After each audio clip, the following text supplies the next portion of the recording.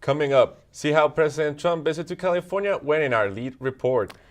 And found out why students at City College had a planned walkout this week. A bridge collapsed in Miami, killed 6, and more people may be trapped under the rubble. We have the story. And if you have plans this weekend, you won't want to miss our St. Patty's Day forecast coming up in weather. Newscene starts right now.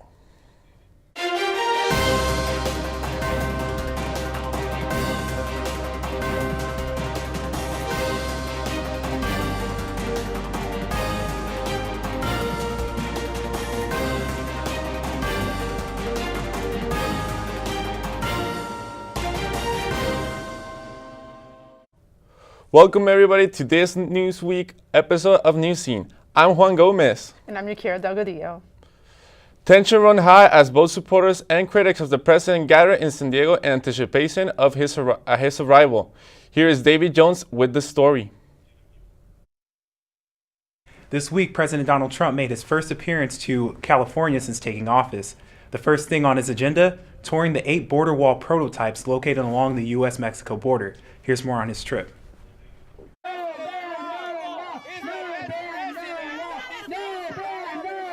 Dueling chants erupted here in San Diego during the president's visit to the Golden State. Trump met with at least 100 supporters, encouraging him to build the wall as he made his way through Otay Mesa. Throughout the city, protesters showed their dissatisfaction while California leaders went on to social media. Their message to the nation's leader? Build bridges, not walls. While inspecting the prototypes, he expressed his strong preference for designs that allowed law enforcement to see through into Mexico.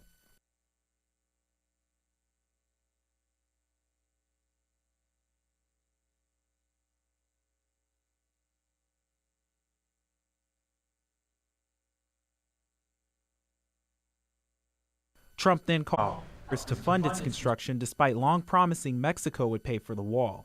So it doesn't make any sense to me because desperate people that want to really come to work are not going to let that wall stop them. It didn't stop me. It is possible to work together, but I feel that Donald Trump is only about himself and he's not cooperating with anyone else.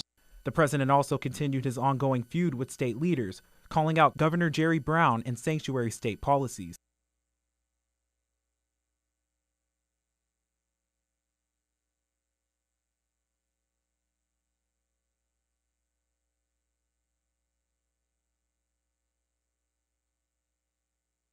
President Trump then traveled to MCAS Miramar to show his support for the American troops. He vowed that under his administration, the United States would see the biggest military buildup since Ronald Reagan and promised troops the biggest raises in a decade. Sorry about the technical difficulties. This trip marked the climax of a roller coaster week for the president.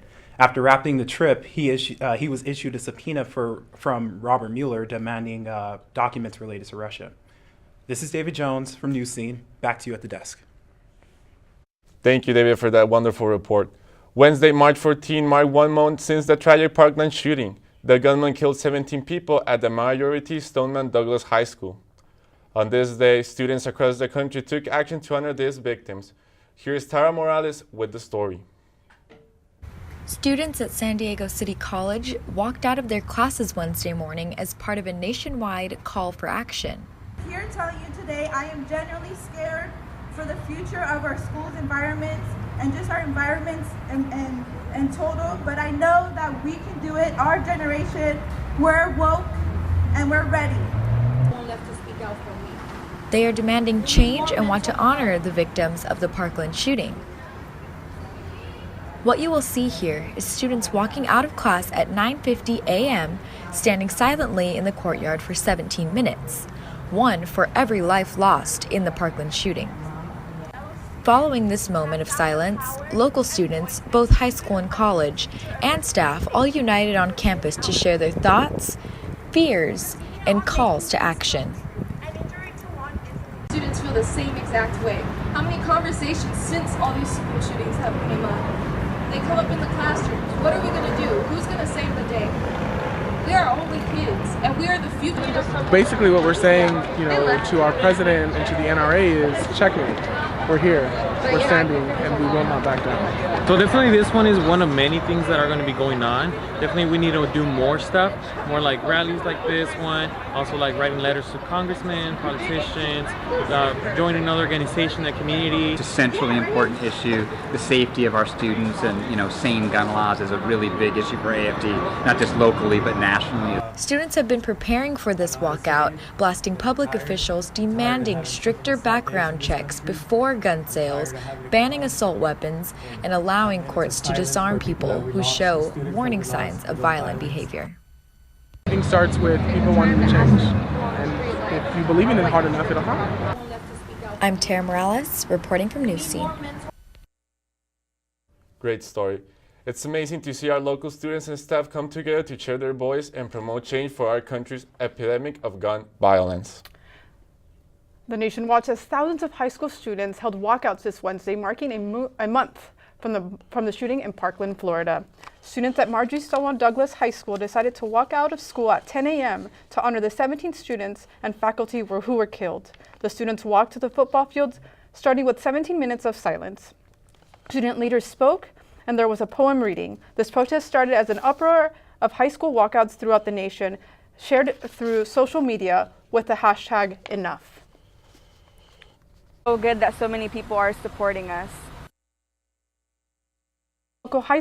One local high school, Patrick Henry, took part by wearing black and putting their thumbprints on a poster signing, "They will take action to curb gun violence." New video has been released by police of surveillance footage taken during the Parkland shooting. This new footage confirms that the sheriff deputy at Marjorie Stoneman Douglas High School did not confront the shooter at the time of the shooting. The video shows Deputy Scott Peterson walking around and engaging with a staffer of the high school. Shortly after, Peterson and the staffer are seen riding away in a golf cart together. Prosecutors are seeking the death penalty for the Parkland shooter, Nicholas Cruz. Cruz has been charged with 17 counts of murder in the shooting of Marjorie Stoneman High School last month. His attorney says he is willing to plead guilty. If the death penalty is dropped, Cruz still enters a plea deal. At least 4 deaths have been confirmed following of the collapse of the pedestrian bridge in Miami, near the Florida International University campus. Initially, 8 vehicles were trapped underneath the bridge when officials arrived. Police says they are still unsure whether more may be trapped under the debris, but were calling the near hours a rescue mission. The project of the bridge was still ongoing, and the university said the bridge had nearly an instant installation, taking only a single morning, but was not expected to be open until 2019. The president blocks a buyout of a company with ties in San Diego. We have more coming up. A serious upset that champions San Diego City Knights. We have our Wiki Sport report after the break.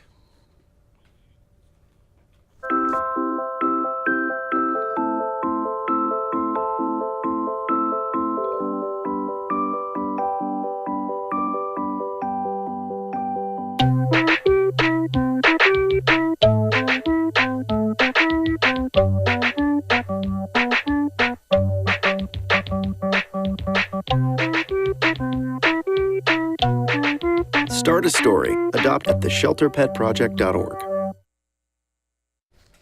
President Trump interviews Broadcom takeover of Qualcomm. He issued an order blocking the takeover by the Singapore company on Monday due to national security concerns. In response, Broadcom officially withdrew its $117 million bid. Qualcomm is one of the leaders in the development of cellular networking technologies. Before President Donald Trump left the Capitol to visit San Diego on Tuesday, he made a major change to his cabinet, firing Secretary of State Rex Tillerson. Trump says that he thought it was the right time for a transition in the upcoming North Korea talks and various trade negotiations. The decision comes after Trump and Tillerson did not see eye to eye on multiple issues throughout his presidency. Trump took to social media, tweeting, "Who will be the new Secretary of State?" before Tillerson got his pink slip. CIA Director Mike Pompeo will replace Tillerson. He leaves Gina Haspel as the new director of the CIA, the first woman chosen for the job. And North Korean Foreign Minister Kang Kwang-wha will meet with Ivanka Trump following the abrupt ousting of Secretary of State Rex Tillerson. Kang is currently visiting the United States and is also slated to meet with House Speaker. We have some difficult technicalities. And the purpose of the date of Kang's meeting with Trump are not yet clear. Kang was reported to be meeting with Tillerson during her 3-day trip to the U.S. before he was fired on Tuesday. And a series of bomb packages left Austin PD with evidence that they may be related.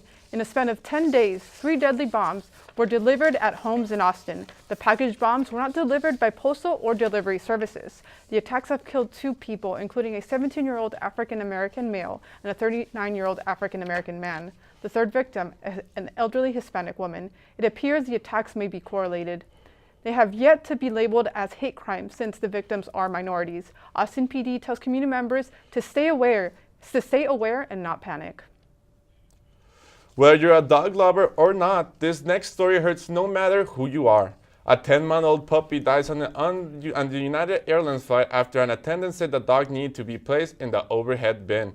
The incident took place on a flight from Houston to New York City. Since then, United has issued a statement taking full responsibility. After Monday's tragedy, just 2 days after United sent a Kansas-bound dog all the way to Japan, as you can guess, United Airlines is vowing to make changes in hopes to regain pet owners' trust. The way police dogs are trained in California is changing because of the legalization of pot. Canines will no longer be on the hunt for marijuana. Their new job is to sniff out heroin, cocaine, and methadone. Obviously, the dogs have a career, a lifespan that they're used for, so we're phasing them out. Once they retire out, we're not training the new dogs on marijuana. Just coming from California's new era of legalized marijuana, the decision created a surplus of overqualified drug-sniffing dogs no longer needed for detecting illegal marijuana. And there has been a lot of bikes popping up around Campex. Jack Domicius takes a closer look. When you walk the streets of downtown San Diego, there's one thing you can't miss. Lots and lots of bright-colored bike rentals popping up all over town. You might be asking yourself, how can I ride one? Well, you download the Lime Bike application from the App Store. Next, you create an account and add your payment information. Now, you can either find a bike through the app or on a street corner. On the back of the bike, you'll find a QR code that you scan with the app to unlock the bike. The bike rental costs only $1 per half hour. In recent weeks, they also released a new line of vehicles called Line S. They are electric-powered scooters that have a range of 37 miles and a top speed of 15 miles per hour. The best part? After you pay the initial $1 to unlock the scooters, it's only 60 cents an hour after. The new scooters come bearing new warning signs. Park properly. Do not block the sidewalk or traffic. You must be at least 18 years or older to use one. Please wear a helmet. You must have a valid driver's license and no stunt riding. Through the application, you can monitor the scooter's battery levels. Lime Bikes came to San Diego in February, but they weren't the first bike rentals to the market.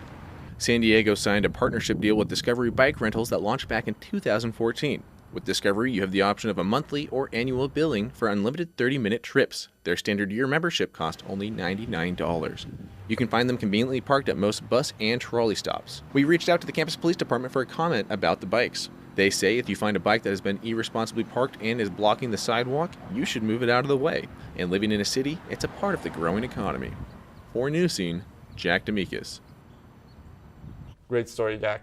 Ultimately, Lime Bike would like to offer their vehicles to the city free of cost, but Discovery currently has a multi-million-dollar contract with them. We will keep you updated as the story develops. March Madness tips off this month. Is your team feeling lucky? Celia Jimenez has more on the sports.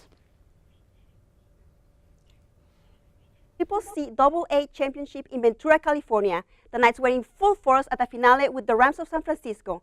It was an emotional journey with tears and cheers. The Knights were in their second consecutive state championship game, aiming to become back-to-back champions. Family and friends came from all parts of the country to support the Knights. We're from New Orleans, Louisiana, a long way from home, over 2,000 miles. The last team who coveted 2 consecutive state titles was Rancho Santiago College nearly 3 decades ago. Well, this doesn't happen a lot. Ever. I mean, I think the back-to-back thing was 27 years. During the first half, both teams were neck to neck with the Knights having a slight lead. During the second half, the Rams scored 10 consecutive points. On offense, we were just a little impatient. We could have taken better care to get get the shots that we wanted. The Knights stumbled the first 4 minutes until sophomore Robert McCoy brought the Knights back into the game with a 2-pointer. The Rams kept the lead during the entire second half, winning 82-72. It was a battle. San Francisco City's a great team. We're a great team. They happen to play better today. Despite the loss, fans congratulated the team for their hard work. My heart's broke, but I'm still proud of them. I'm really proud of them because they play hard. They're a good team. The players were stunned after losing the state championship. We got where we wanted to be at in the end, which is a championship, and we gave it our all, and the ball just didn't really bounce our way today. Not sad, but not sad that we lost. More sad that I can't be with these guys every day in practice. It's a family. You know, these guys may move on, but they'll always be a part of it. While they placed their hearts out, the Knights ended up not being able to defend the title. Fans tweeted their supports on Twitter, highlighting the strong season, accomplishment, and encouraged the players to focus on their next step. While this was the last game of the season, we here at City appreciate what you accomplished and can't wait to cheer you up on next year. And the March Sadness continued for another local basketball team. After winning the Mountains West title, the SDSU Aztecs headed to the NCAA tournament. The Aztecs played their first tournament game against Houston Cougars. Houston took the lead of the game, and the Aztecs were far behind. San Diego turned out the game, closing the lead gap by 2 points. Former President Barack Obama and George Bush have different thoughts about the NCAA this year. The 41st president had a gut feeling that Texas will win the championship this year. He tweeted, respectfully differing with Barack Obama. Obama, who tweeted his bracket earlier this week, he favored Michigan men's team and the women's team from the University of Connecticut. The 44th president retweeted Bush's post and added, 41, I like the competition and the loyalty to the home team. So far, some of Obama's predictions have failed, including Arizona's loss against Buffalo. What is that? That's wrong. I'm sorry, I just messed it up. So we apologize for that, but thank you, Celia. And now for unfortunate news, one of the greatest minds in science has passed away this week. We have the story coming up. I understand. I know it's not your typical resume. Okay, well. But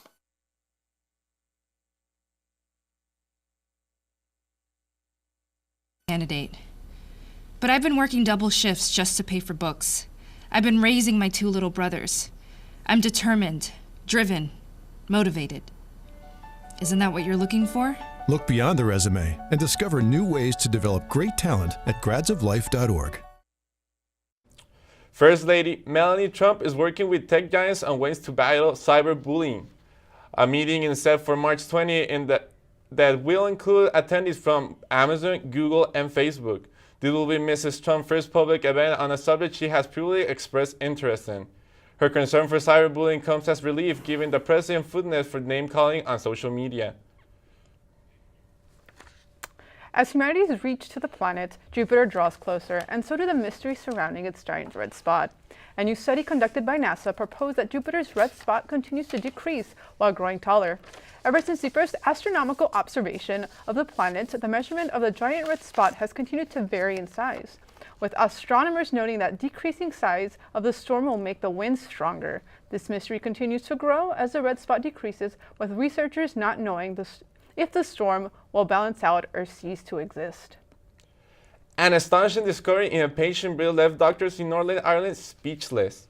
A man in his 80s had a 3.5 air pocket embedded into his frontal lobe. This discovery is a rare condition called pneumocephalus, a benign tumor located in the patient's sinews that allows air to find its way into the brain. Even though the patient underwent a 12-week treatment with medication, the doctors are still unsure about the long-term effects the air pocket can have. This is because not many studies have been conducted on this condition. One of the most brilliant minds in the 20th century passed away Tuesday at the age of 76.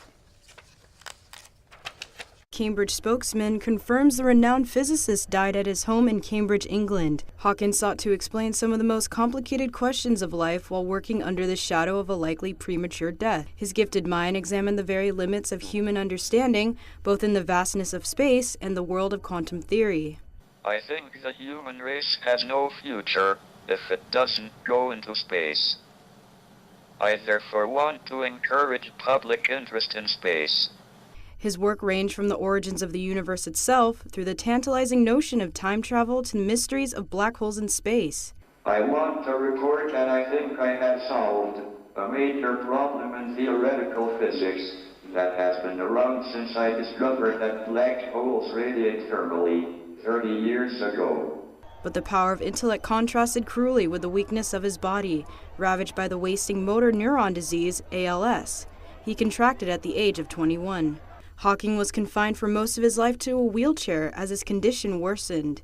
He had to resort to speaking through a voice synthesizer and communicating by moving his eyebrows. Hawking continued to practice work in theoretical physics throughout the rest of his life, helping launch projects to find intelligent extraterrestrial life and contributing to a range of scientific prizes and research.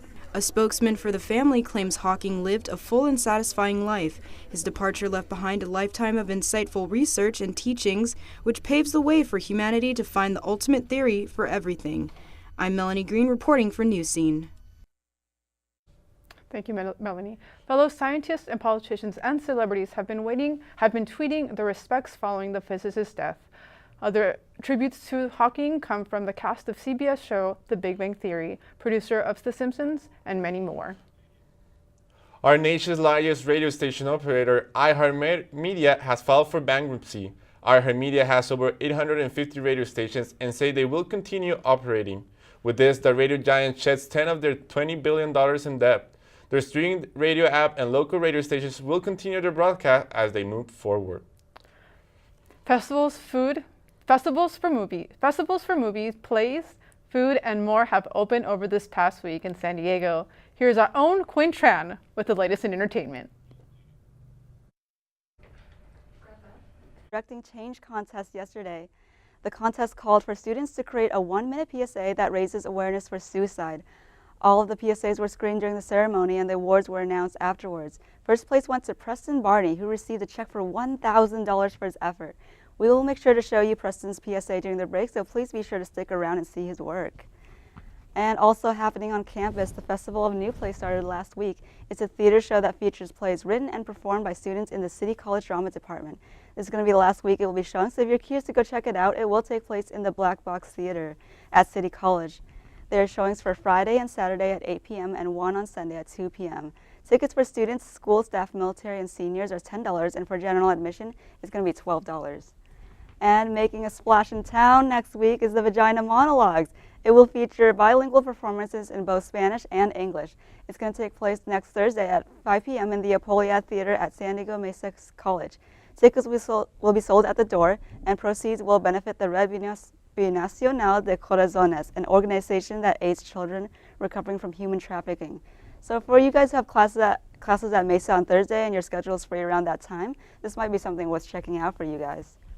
Also in town this week, the Latino Film Festival kicked off yesterday with the opening night at Fashion Valley. Latino filmmakers had the opportunity to introduce their films and answer questions at the red carpet event. We were actually able to grab some quick words with 2 actors while we were there. Here are some of their thoughts on what it means to be featured in the festival. There's so much history and culture, and so many people have come through and really paved the way for a lot of us coming into the industry now to show the media that, you know, there are a lot more films than what you see. It's very important. We need more Latino filmmakers. We need more Latino talent. And I am very, very grateful to be riding the wave of the future of filmmaking. If you want to check out these films these actors were a part of, the schedule is up on the website at sdlatinofilm.com under the Showcases tab. And just a quick reminder, you guys, Newscene's Laura Castañeda will also have her documentary Made in America screened in the Frontera Filmmakers Shorts category. So if you want to be there to show Laura your love and support, the film will be showing on Monday at 6 p.m. And if you're interested in more than just films, Sabor Latino will happen this Saturday, and it will have your mouth watering. The venue will offer unlimited food prepared by Latino chefs, Unlimited beer and wine will also be provided by local San Diego breweries. The entrance fee will be $40. Designated drivers are also available for $25 if you think that's something you need. And if that's too much for you, don't worry. There will also be free music and live performances by local and international talent available all week long. So whether you're into film, food, or music, the San Diego Latino Film Festival will have it all for you.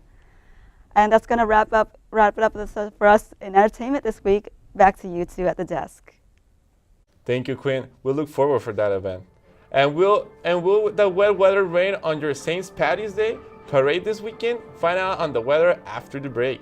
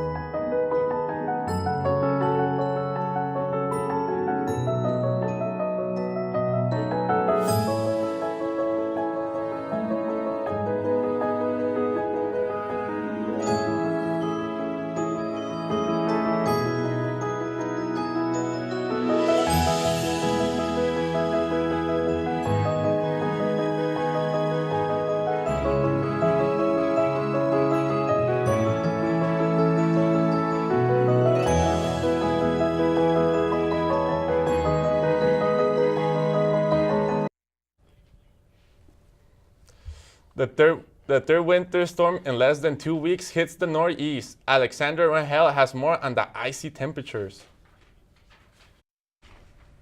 Before we get to the storms in the east, let's take a look at what's happening here in San Diego. For our weekend forecast, we are expecting some rain this weekend. On Friday night, we should be expecting some showers into Saturday morning with some scattered showers. So if you are joining the St. Patrick's festivities, please make sure to take your rain jacket and pack that umbrella. As for the rest of the country, the East Coast is preparing for their snowstorm as they have a fourth storm coming their way. And then in the meantime, a man dressed as Elsa for Disney's Frozen saves the day in Boston. Jason Triplett comes to the rescue for a police truck stuck in the snow. The video quickly went viral, racking up millions of views on Facebook. Boston police thank the Elsa impersonator for his heroism and swift action.